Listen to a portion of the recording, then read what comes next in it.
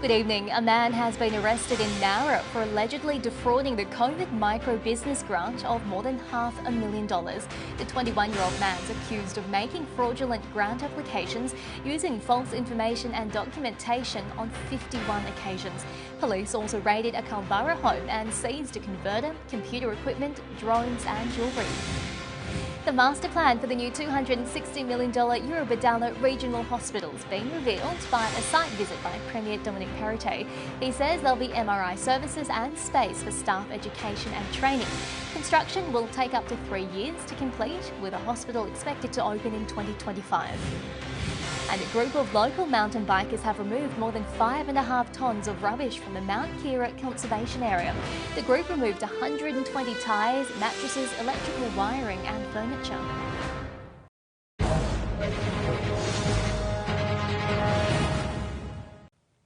Good evening. The Ballarat City Council scored almost $9 million for funding for developing our local roads and rail infrastructure.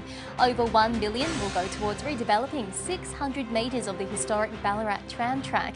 It follows significant lobbying from the Ballarat Tramway Museum volunteers. The makeover is expected to encourage more tourists to the region. More than 20,000 visitors come to the 100-year-old tram each year. Damaging winds of up to 90 kilometres an hour are expected to sweep across the Grampians tomorrow. Areas that may be affected include Stawell, Ararat, Daylesford and Ballarat. And Horsham Rural City Council is reminding farmers they'll need to tag any livestock before delivery to the Regional Livestock Exchange. From January 1st, all sheep will need to wear an ear tag. You could face a $400 fine if you don't follow the new requirements.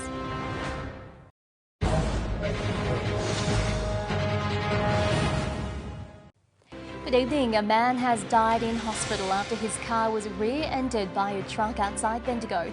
Police say a small truck crashed into the back of a Jeep that was parked on the side of the Calder Highway in Derby almost 3 weeks ago.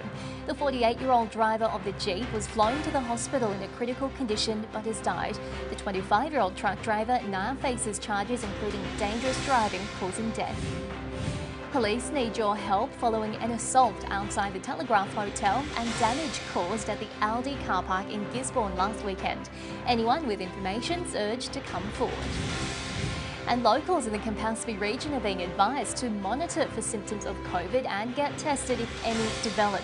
It's as the region saw a spike of 19 cases over the past 24 hours. Other cases included 8 in Greater Bendigo and 7 in Macedon Ranges and Mount Alexander.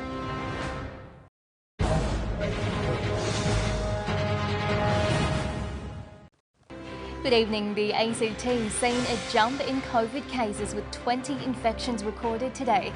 Among them, a pathology receptionist at Canberra Hospital. It's likely she was exposed to the virus in Sydney. There are also 11 new exposure sites. The list can be found on the ACT Health website. There's been major backlash against the approval to bring seaplanes to Lake Burley Griffin. The National Capital Authority's given it the tick of approval, which means planes could operate between Sydney and the lake. The Canberra Yacht Club says there are major safety concerns that are falling on deaf ears. An NCA survey found of the 107 respondents, 80% were against it. And the New South Wales government's backflipped and will return speed camera warning signs. They'll only appear on the roof of speed camera vehicles and will be implemented early next year. Possible storms for Queanbeyan.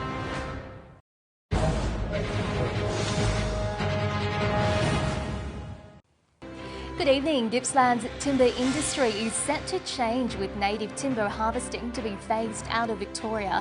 $100 million will go towards implementing the ban, with the industry to be eradicated by 2030.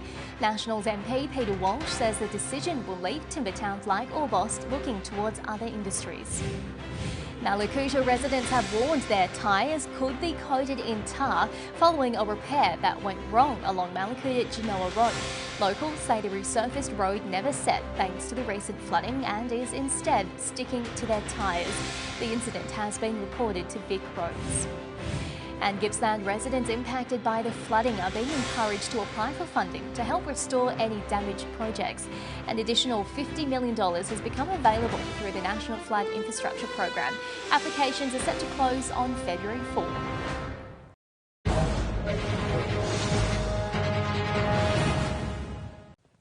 Good evening. Newcastle faces the prospect of restrictions with another significant jump in COVID across the state. New South Wales recorded 2,213 new infections, 674 of which were from the Hunter, New England. Premier Dominic Perrottet says the government may tailor restrictions to Newcastle as cases grow. Meanwhile, there's been a shake-up of tomorrow's race day in Newcastle with only essential personnel now able to attend the meet. Racing New South Wales has ruled that just strappers, jockeys, trainers and a skeleton crew of staff will be on site. Newcastle Jockey Club says tickets already purchased will be refunded. And police have charged a wanted man following a high-speed pursuit in the Hunter. The 19-year-old was caught by police on Wednesday after allegedly failing to stop at Raymond Terrace. He faces more than 20 charges for theft, assaults and traffic-related offences.